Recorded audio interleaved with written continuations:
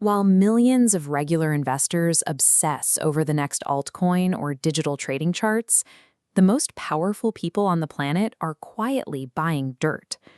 Take the architect of Microsoft. Bill Gates currently owns 270,000 acres of American farmland. The man who built his empire on software, who spends his retirement talking about climate initiatives and vaccines, prefers to anchor his personal wealth in topsoil. To Bill Gates, the future of the world is digital, but the future of his net worth is physical. State actors are matching this private land grab with even more aggression. Entities tied to China have quietly secured over 384,000 acres of U.S. soil. They're moving through shell companies to keep a low profile. Massive pension funds and sovereign wealth entities are running the exact same playbook, quietly vacuuming up thousands of acres at a time. The institutions with the deepest pockets are actively trading abstract, printable wealth for the one thing you can't manufacture. They are positioning themselves for a moment when the rules of ownership break down entirely.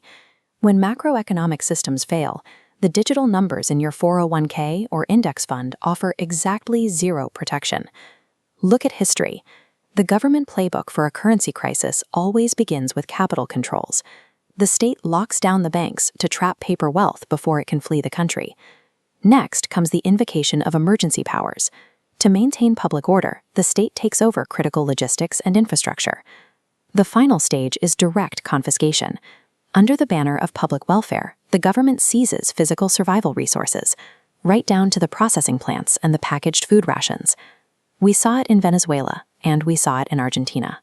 When the financial illusion shatters, a desperate government doesn't care about your digital tokens or tech stocks.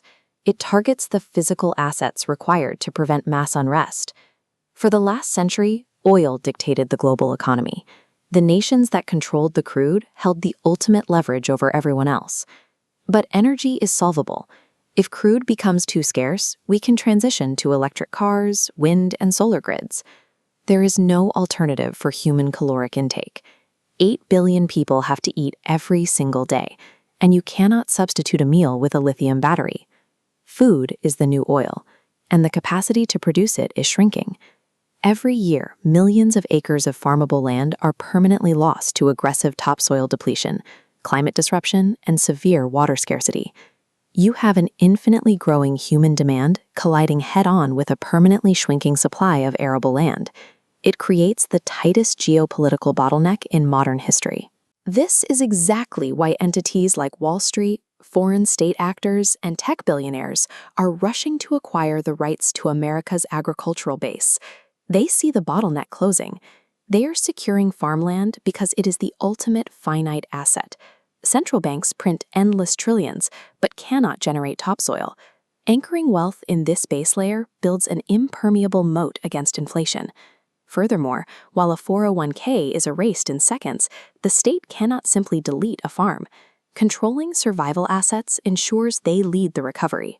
Let's be clear, the world's richest individuals and deepest sovereign wealth funds aren't hoarding hundreds of thousands of acres because they care about the profit margins on a corn harvest. They are buying it for absolute control. It pays to ignore the altruistic public relations campaigns of the ultra-wealthy. Watch what they actually do with their capital, not what they say on television. The real battles for power in the 21st century won't be fought over microchips, or AI code, or digital ledgers. They will be fought over the raw dirt beneath our feet.